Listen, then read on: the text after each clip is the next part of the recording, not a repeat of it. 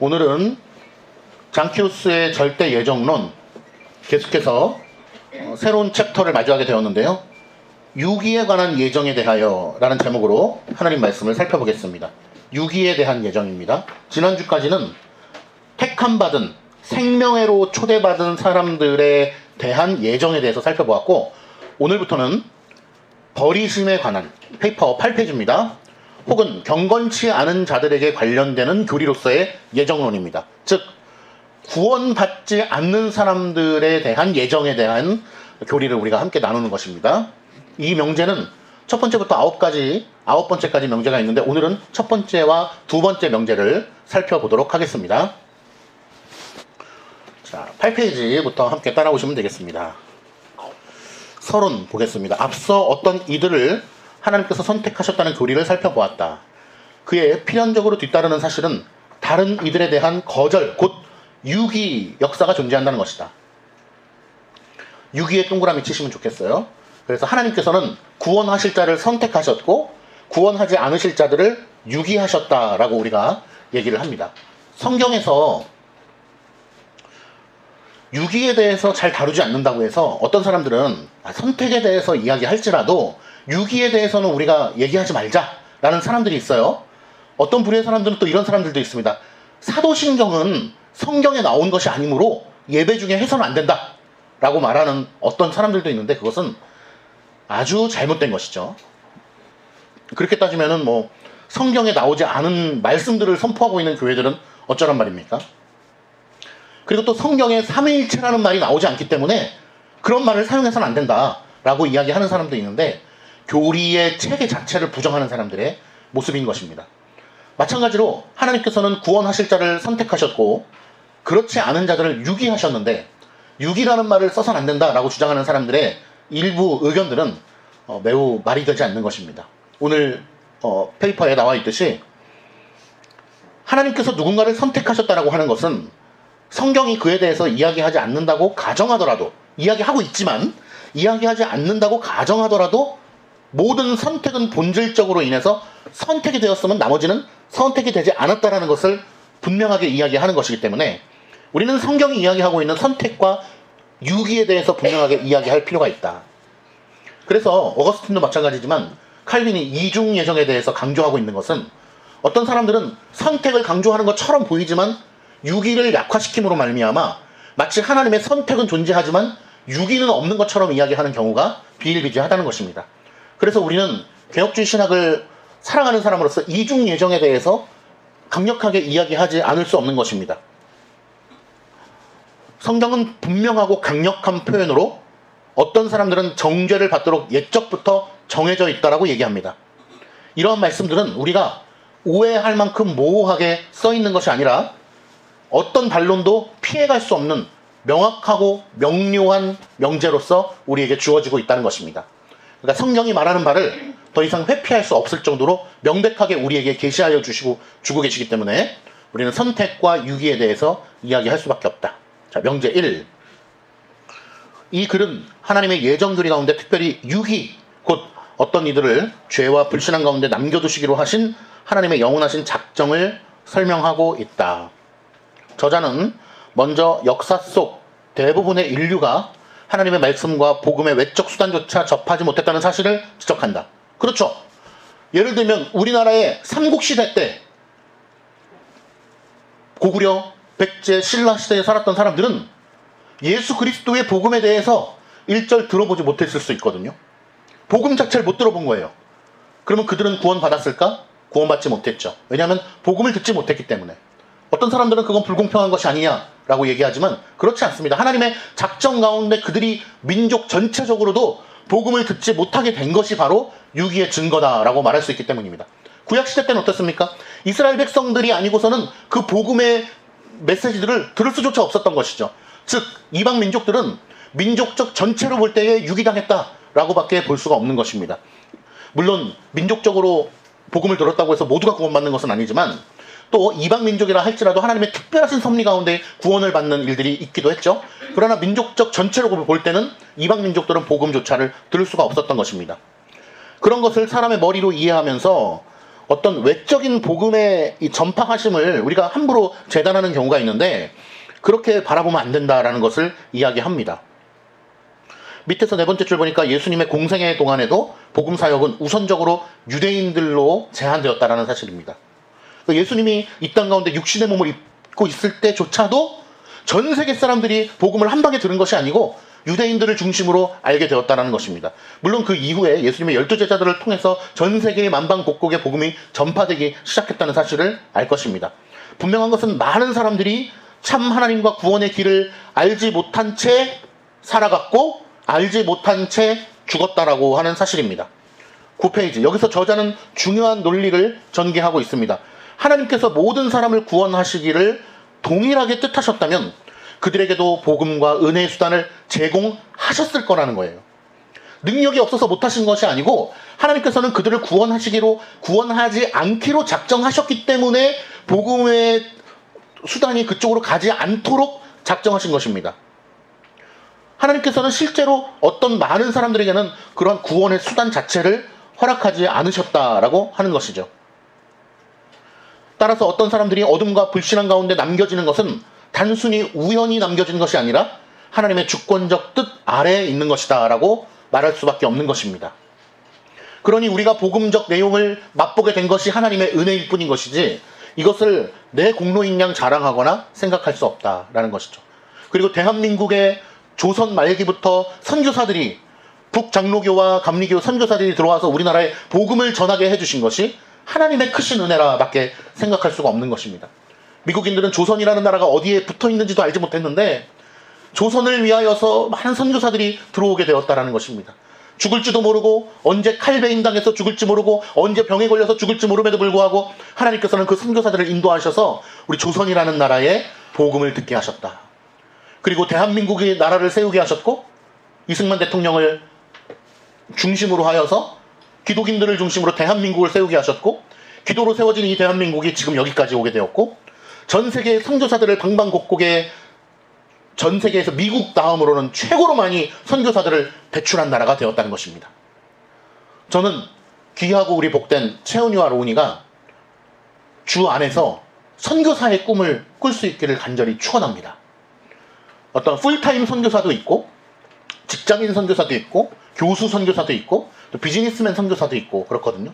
예를 들면 축구선수 김신욱 선수가 아직까지는 프로축구계에 있지만 자기가 은퇴하고 나서는 선교사의 삶을 살 것이다 라고 꿈꾸고 있는 것도 너무나 멋진 일이죠. 자기의 프로 잡을 가지고서 어떤 제3세계의 어린이들에게 축구를 가르치면서 그들을 위해서 선교를 하고 싶다라고 하는 꿈을 갖는 것. 저는 채은이와 로운이도 선교사의 꿈을 꿀 수 있기를 간절히 소망해요. 그러니까 모든 걸 다 팽개치고 선교사만 해라 뭐 그럴 수도 있고 아니면은 그러니까 하나님을 위해서 하나님의 영광을 위해서 모든 삶을 선교에 집중하는 선교도 좋고 그리고 자기의 삶을 살아가면서 선교사적 사명을 갖는 것. 저는 이것이 우리 기독인들에게 모두에게 필요한 것이 아닌가 그런 생각을 가지고 있습니다. 9페이지 두 번째 문단 보니까 복음이 전파되는 곳에서도 복음이 전파된다 할지라도 많은 사람들이 끝내 회개하지 않은 채 죽는 현실이 우리의 눈앞에 있는 것입니다. 그 역시 하나님께서 그들에게 구원의 은혜를 베풀지 않으시기로 작정하신 결과인 것입니다.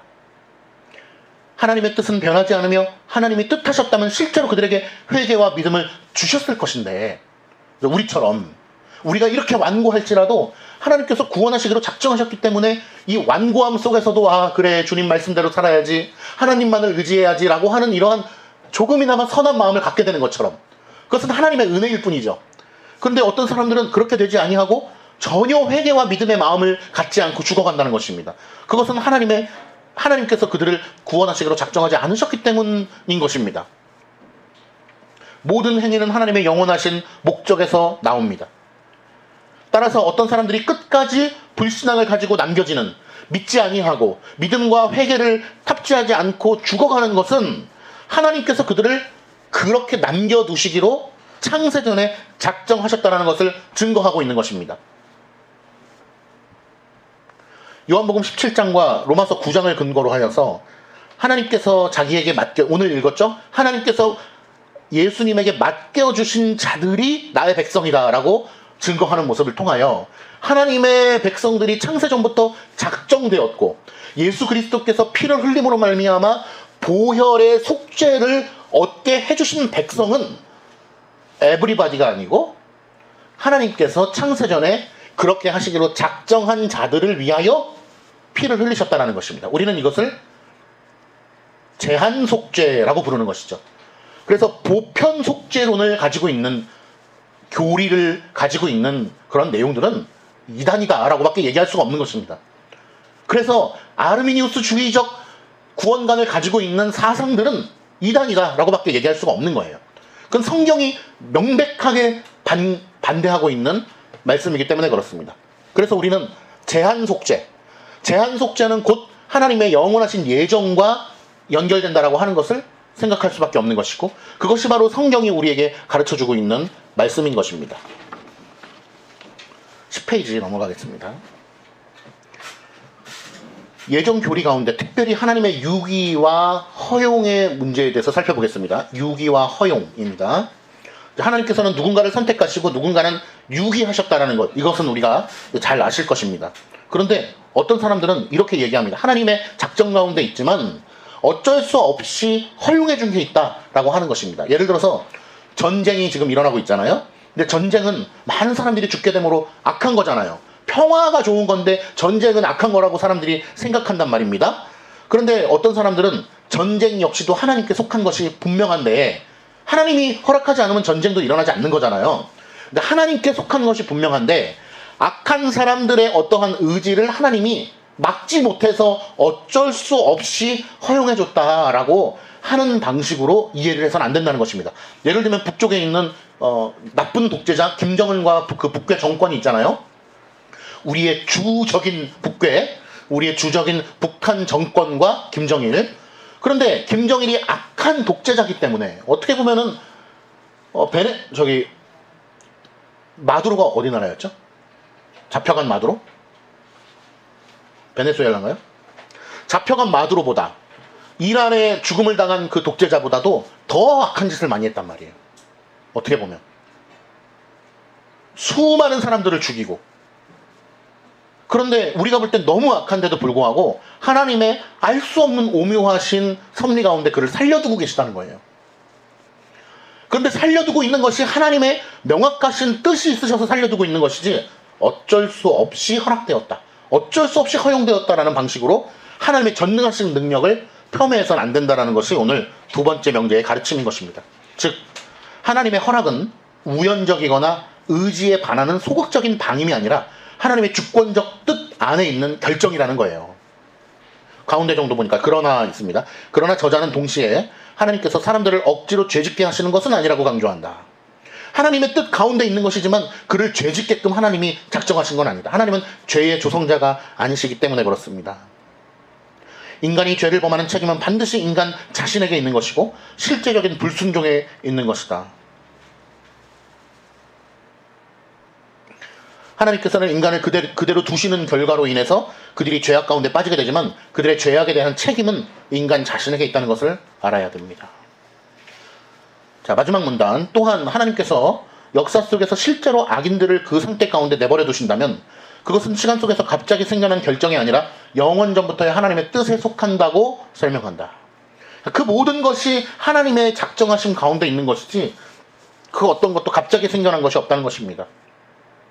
하나님의 뜻은 변하거나 새롭게 형성되지 않기 때문에 그렇습니다. 이 원리는 그리스도의 십자가 사건에도 적용이 됩니다.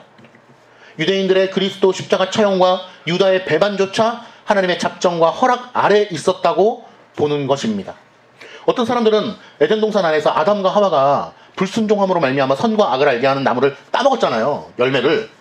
근데 대부분의 많은 사람들이 아담과 하와가 죄를 지을 수도 있었고 안 지을 수도 있었다라고 하는 의지를, 자유의 의지를 가지고 있었다는 것은 맞아요. 우리도 그걸 동의하니까. 그런데 하나님께서 결국에는 불순종하는 것조차도 예정하셨다라는 사실은 받아들이지 않는 사람들이 많아요. 근데 절대 그렇지 않죠. 하나님께서 몰랐어요? 아이고, 아담이 죄 지을 걸 몰랐는데 죄를 지었기 때문에 프로젝트 B로 가겠어요? 라고 하실 수 있는 분이 아니란 말이에요. 즉 하나님, 아담과 하와의 불순종마저도 어때요?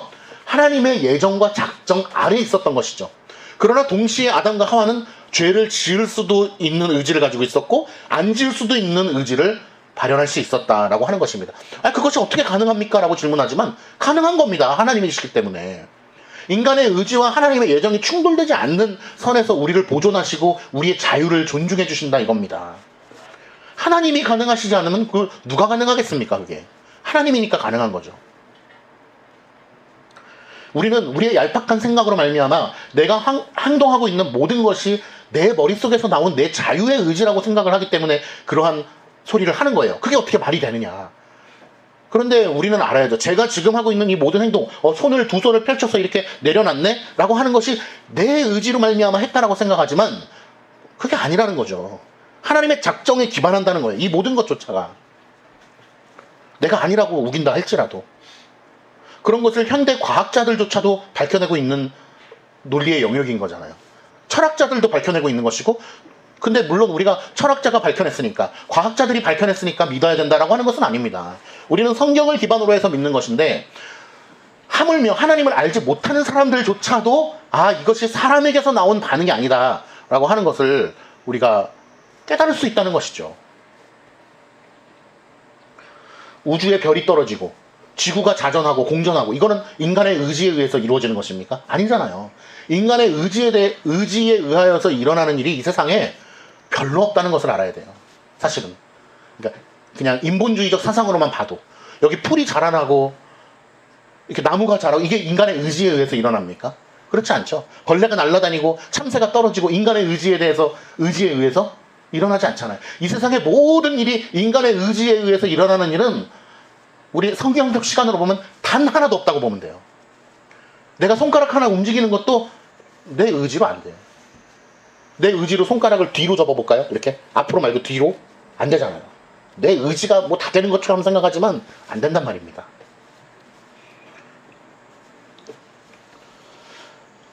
마지막 문단의 네 번째 줄.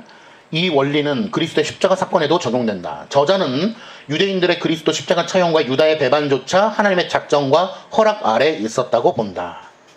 어쩔 수 없이 허락해 준 거 아니에요. 하나님의 완전하신 작정 가운데 있는 겁니다. 사도행전 4장의 복음서의 기록을 따라 하나님께서는 인간의 악한 행위를 통해서도 자신의 구속 계획을 이루셨다라고 설명한다는 거예요.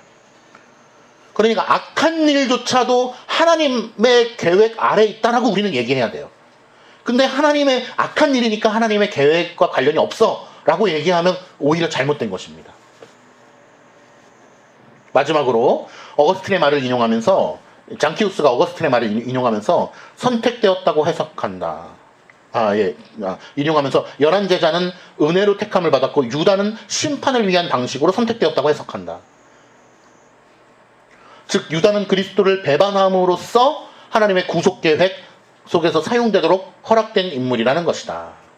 모든 것이 하나님께 속하였다라는 믿음, 이 믿음을 가지고 하나님을 더욱 의지하는 우리 모두가 되기를 소망합니다. 기도하겠습니다.